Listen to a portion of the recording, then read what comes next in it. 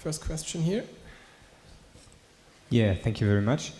You talked a lot about the knowledge about social media, and you talked also a lot about your screen time. But my question is the knowledge about social media actually also changing the practice with social media? Good and complex question. For me, it definitely did change in the past how I use social media. So being aware that there are rabbit holes you can go down in or have your echo chambers, that really changed the way I use social media. And one reason why you really can't look at my Instagram timeline is because I delete it every once in a while. And also in general my browser history. So I clear all my browser history in my cage. I've got like the DuckDuckGo browser. I don't know if anyone knows it. It's like a privacy-focused browser. So I personally do a lot to keep me from getting into these echo chambers. So just the knowledge about them really changed how I use it. So there's a chance. Mm-hmm. It's really a lot about the effectiveness of factual interventions, right? If you just teach knowledge about social media, people are more able to interact in social media. And I think that would be an excellent research question. I don't know. I also don't know any research related to this, to be honest. Maybe the question is also when to start to talk about social media, when are children old enough to understand the concept of a rabbit hole, of infinity pool. I mean, you can always start to talk about that, but I think there has to be more data as well to find out when do students start to use social media on a regular basis, because, as I said, it very much depends on the social background. I've got students who use TikTok up from year 5, and some haven't started in year 9. So it really depends on where are they confronted with social media. Is it even in elementary schools that they have to talk about that? Basically the same question that we have when it comes to sex education. So pretty similar. Well, I think knowledge may play a role, but there are certainly various other factors that are at least as important. This answer cannot be wrong, right? Okay, thank you very much. Does anyone else have a question? Oh, here's a question. I might have a simple or a difficult question. What can we leave out of the science classroom? I mean, we've talked about a lot of skills and literacy, and what is, from your perspective, aspects that we can leave to other subjects in the school, and what are aspects that we should tackle first?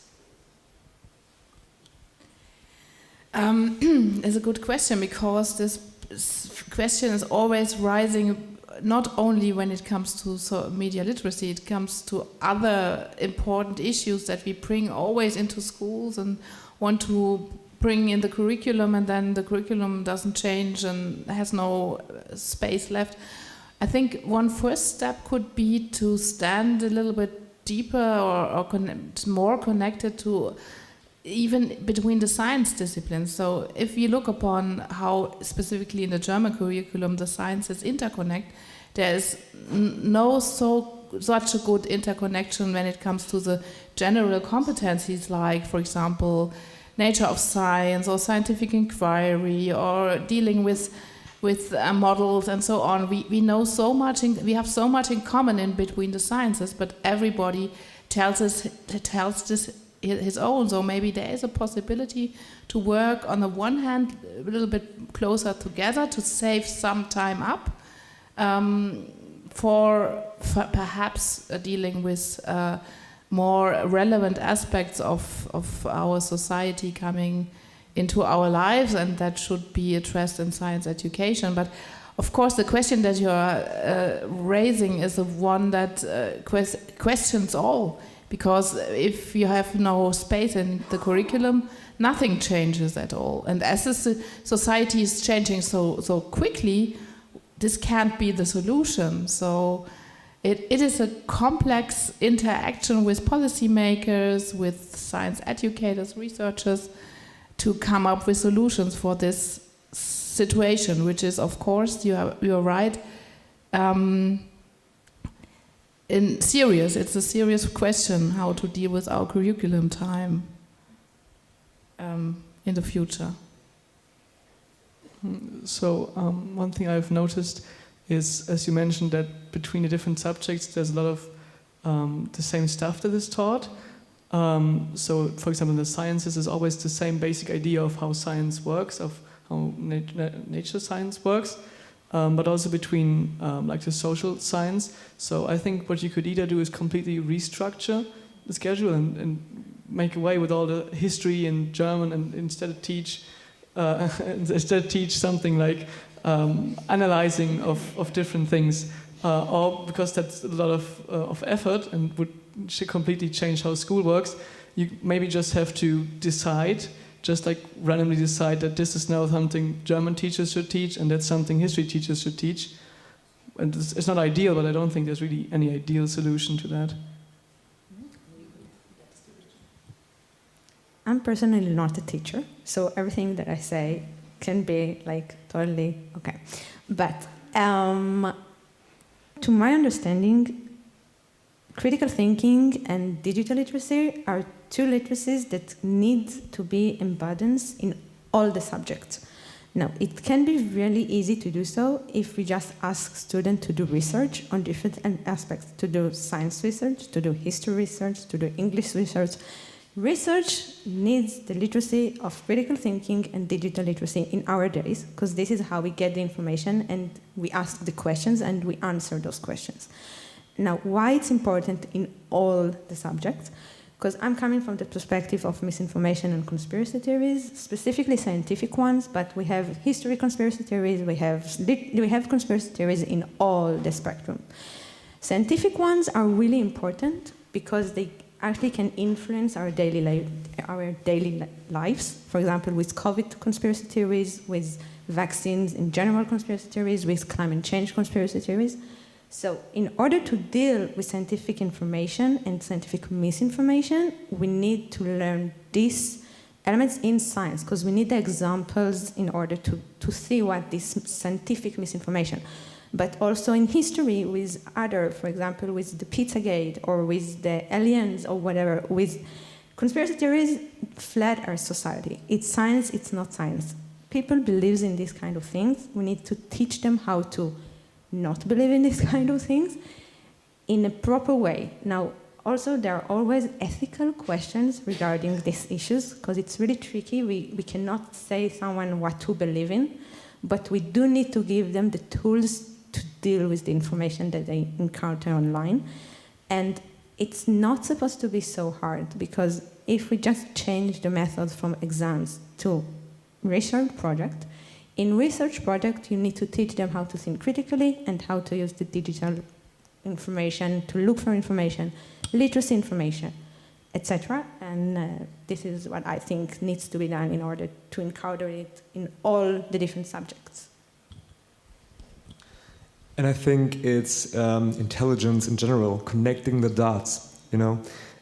We've got science on the one hand, we've got social media on the other hand, and how can we use social media, for example, to make people aware of climate change? Because climate change isn't simply a matter of science, otherwise people would be much more working on it. It's also about convincing people, about like taking fear from people. Because people are afraid that they might lose their jobs, working in, I don't know, certain industries. It's about communication, connecting the dots, so taking all of the things that we can possibly use in order to solve this problem.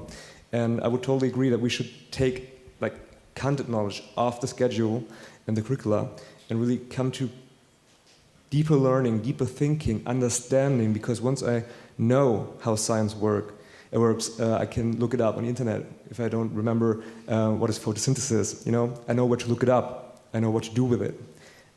So many people forget what is taught in school, but we have to teach the basic skills that people don't forget because they inherit it, you know. So and they teach their children at home how to look up information, how to talk to other people,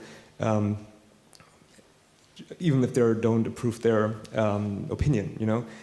As you said in the beginning, it's also about talking and communicating with people who are not in your bubble and accept their opinion, because they have also a right and a reason why they hold that opinion. And to find a solution, because it doesn't matter which party I vote for, as long as the climate crisis will probably end my life sometime soon. I hope not, but you know, like, it doesn't matter at some point. Opinions don't matter at a certain point if the problem is too big to handle. Yeah. Thank you. Yeah, I have a less global, more practical question for Jonas, because I'm thinking about how do you go about when you, because it sounded like you include social media in your classroom, how do you concretely go about planning your classes? Do you just try to integrate it spontaneously, or do you have any materials you fall back on, or any theoretical background, or do you just try to implement your own experience? Because I imagine it being quite difficult. And as a second part, is there anything that you would want from science education research to have an output that would be helpful for you and for your planning and teaching? Yeah. First of all, when I plan a lesson, I want my students to understand what I'm doing, what we are doing. Because we start at a certain point and we take off, because it's not only relating to the everyday life, it's also confronting students with new things. And I always think, what would I like as a student, you know? Of course, it's not always possible. In this case, in biology, it was possible, but also in English classes, there are texts when they are on a class trip, and they're not allowed to use cell phones, and there's a text. And then we talk about, how would you feel if you weren't allowed to use your cell phone on a class trip? And then we get talking, about like cell phone, what do you do with a cell phone? Why would you feel bad without a cell phone? And so to keep it natural, to keep it basic. And we don't speak about cell phones or social media on a daily basis, but I try to use it as much as I can, because I know my students are on TikTok, and I know they are on TikTok a lot, on Instagram. So I know that's something they can relate with, and then we take off and try to talk about it. Yeah. So that's one approach, but I'm still learning, and it's just like also learning by doing, and I wish there was more of like a guideline or like a red thread, because of course it's also trial and error. Sometimes it doesn't work. I want it too much, and then it's not really, not really getting to the point. So more data, please. Okay, so thank you very much. I was thinking all the time about the curriculum of this federal state of Germany, Lower Saxony, who in this new version, I think, still has the competence, and it's divided in competencies. Students describe like professional development opportunities in the crude oil industry. And that's what I was still thinking about the whole time during this last bit. So this would be my closing remark. Based on Nicole's question, we really need to maybe cut down on really things that are not relevant anymore in the modern world, to at least try to keep up the pace with this fast evolving society and fast evolving problems. And we will work on it also in some clicks and in our different projects, and wish us good luck. Thank you very much for listening.